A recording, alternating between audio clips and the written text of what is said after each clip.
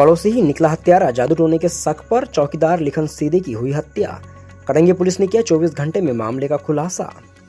कड़ंगी थाना अंतर्गत ग्राम पंचायत खमरिया सिवनी रोड विशाल कोठारी के निर्माण हो रहे भवन में खमरिया आवास टोला निवासी लिखन पिता चेतराम सीधे उम्र लगभग 50 वर्ष के बिस्तर पर लाश 19 फरवरी की दोपहर 2 बजे विशाल कोठारी द्वारा देखी गई थी, जिसकी सूचना कड़ंगी थाना प्रभारी को दी गई। जहां कड़ंगी थाना प्रभारी वारासिवनी पुलिस एसडीओपी अभिषेक चौधरी के साथ मौके पर पहुंचे तो देखा कि भवन निर्माण में चौकीदारी करने वाला चौकीदार मृत पड़ा हुआ है।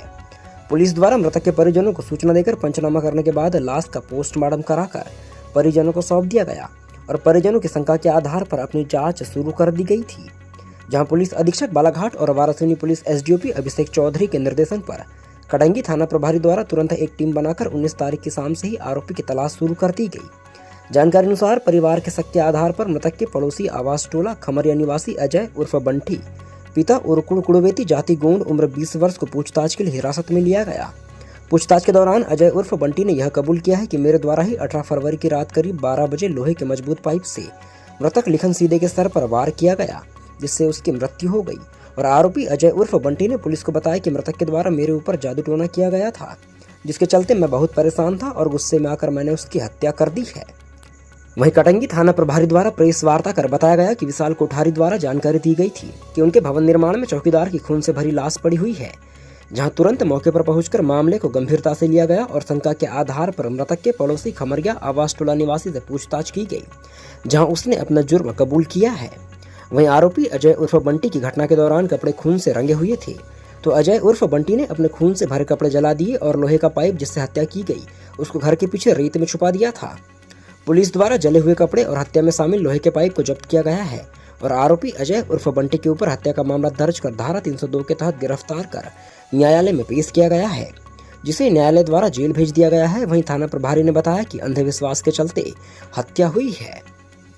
वहीं जिला पुलिस कप्तान के निर्देशन में घटना के आरोपी को पकड़ने के लिए तुरंत एक टीम गठित की गई थी। टीम के द्वारा 24 घंटे के अंदर में चौकीदार लिखन सीधे के आरोपियों का पता लगाया गया, जिस काम में वारासिवनी पुलिस एसडीओपी अभिषेक चौधरी, कड़ंगी थाना प्रभारी जयंत मर्तकोले, उप निरीक्षक दीपक गौतम, सहायक उप निरीक्षक पेढ़ारी लाल आहाके, प्रधान आरक्षक प्रवेश वर्मा, अनिल चौके, तोसेंद्र हरिन खेड़े, आरक्षक शिवम बघेल, प्रवीण बघेल, नवीन ध्रुवे, दीप सुंदर पटले के अलावा अन्य स्टाफ की भूमिका रही है। पहला शब्द के लिए कड़ंगी से मनीष चौकसे की रिपोर्ट। शॉपिंग कॉम्प्लेक्स है, वहाँ एक चौकीदार की निर्मम हत्या कर दी गई थी। क्या है पूरा मामला और किस वजह से की गई थी? जी हाँ, दिनांक 18 फरवरी 2024 से 19 फरवरी 2024 की मध्य रात्रि में कटंगी सिवनी रोड पर एक निर्माणाधीन कॉम्प्लेक्स है विशाल कोठारी जी का।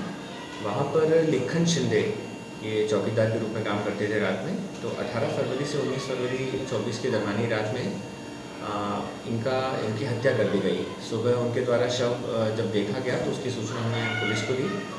तत्काल कटंगी पुलिस और मैं वहाँ से वारासिवनी से स्पॉट पर पहुँचा। उनके परिवारजनों से जब चर्चा की गई तो हमको एक इसमें लीड प्राप्त हुई कि उनके जो लिखन शिंदे हैं वो ग्राम खमरिया कटंगी के रहने वाले हैं। उनके पड़ोस में ही एक लड़का है बंटी, अजय कुड़वेती उर्फ बंटी। तो उनसे झाड़ फूक को लेकर कुछ वाद विवाद हुआ था लगभग 10 दिवस पूर्व। हमने उससे पूछताछ करी और पूछताछ में अजय कुड़वेती उर्फ बंटी ने अपराध अपना स्वीकार किया है कि 18-19 फरवरी की दरमियानी रात में उसने लिखन शिंदे के ऊपर लोहे के पाइप से हमला किया और वहीं उसकी हत्या कर दी थी। सर, पुलिस किस सुराग को लेके आरोपी तक पहुंची? जी, हमने जिस प्रकार की हमने तत्काल मौके पर फॉरेंसिक टीम बुलवाई थी और हमने इस बात से हमको हथियार का एक प्रकृति का अंदाज़ा हुआ कि हथियार किस प्रकृति का उपयोग किया गया है। साथ ही उनके परिवारजनों से जो चर्चा हुई थी उसको हमने साक्ष्य संकलन में लिया। किन कारणों की वजह से हत्या को अंजाम देना कबूल किया है आरोपी ने? ये माना जा रहा है कि जो लिखन शिंदे वो किसी प्रकार की झाड़ फूक जादू टोना आदि करते थे, जिसको लेकर उनके जो पड़ोसी थे उससे उनका विवाद था। इस मामले में अपराध क्रमांक 57/2024 धारा 302 के तहत पंजीबद्ध किया गया है और साथ में 201 IPC का इजाफा किया गया है। सर, इसमें क्या कोई अन्य अपराधी भी शामिल हुए? 19 को दोपहर में विशाल कोठारी जी ने सूचना दी थी कि उनका जो नवनिर्मित कॉम्प्लेक्स है सिवनी रोड पर, वहाँ उनके चौकीदार हैं, वह खटिया पे उनकी बॉडी पड़ी हुई है, उनके सिर में चोटें हैं, उसकी मृत्यु हो गई। सूचना पर पहुंचे, जब देखा गया वहाँ पे तो जो उनके चौकीदार थे वो खटिया पे सोए हुए थे। जब जानकारी निकाली गई तो वो शाम को चौकीदारी के लिए आते थे और सुबह वो चौकीदारी करके चले जाते थे। जब उनसे पूछताछ की गई और आसपास और उनके परिजनों को बुलवाया गया, तब उनके द्वारा बताया गया कि यह शाम को आते थे और सुबह चौकीदारी करके चले जाते हैं। और कुछ दिनों पूर्व ही गांव के ही बंटी उर्फ अजय उर्वेती वह बीमार हुआ था। तो इस बात को लेके उनके परिवार वाले और उनके कुछ दोस्त 8-10 दिन पहले जाकर मृतक लिखन शिंदे जो है उनके यहाँ जाके उनको धमकाया था कि तूने जादू टोना किया है, तू ठीक कर दे, अन्यथा ठीक नहीं होगा। उसके बाद वो अपना इलाज करते रहा, झाड़ा फूकी करते रहा, हॉस्पिटल भी गया है ये, और अपना इलाज करने नागपुर उसके मामा के पास गया था। और ये परसों ही नागपुर से वापस अपनी नानी के साथ में यहाँ आया है। और आकर ये दिन भर कटंगी में रह के उसने अपने दोस्तों के साथ में दारू वगैरह पी, और शाम को ये मौका देखते रहा, क्योंकि उसको पूर्व से ही पता था कि यहाँ चौकीदारी करता है। और ये मौका देखते रहा और 11-12 बजे के दरमियान इसने मौके का फ़ायदा उठाकर लोहे का जो पाइप था उससे उसके सिर में वार करके उसकी हत्या कर दी। और ये लोहे का पाइप और जो उसके खून से रंगे हुए कपड़े थे वो घर गया, घर में पीछे रात्रि में कपड़े जला दिए और पाइप को वहीं घर में रेत में छुपा दिया था। जब परिवार वालों ने बताया था शंका, तो उसी के आधार पर उसको थाने पर लाके उससे पूछताछ की गई।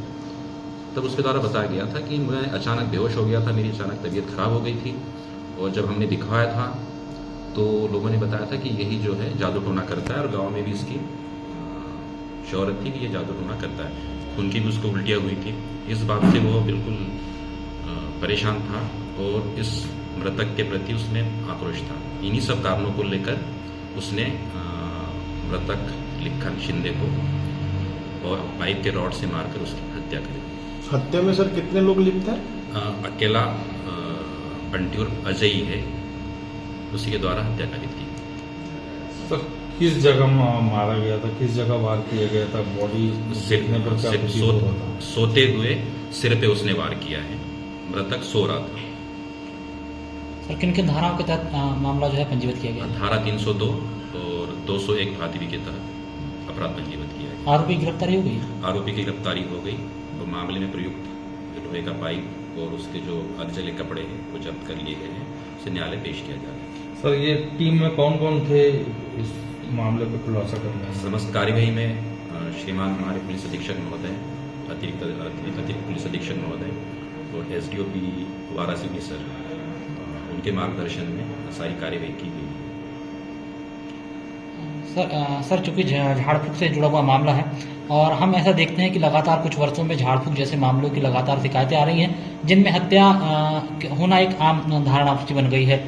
और चूंकि पुलिस में इस तरह की जो झाड़ फूक की कार्रवाइयाँ उसको लेकर के लगातार संशय बना रहता है, तो क्या संदेश देना चाहेंगे क्षेत्र की जनता को?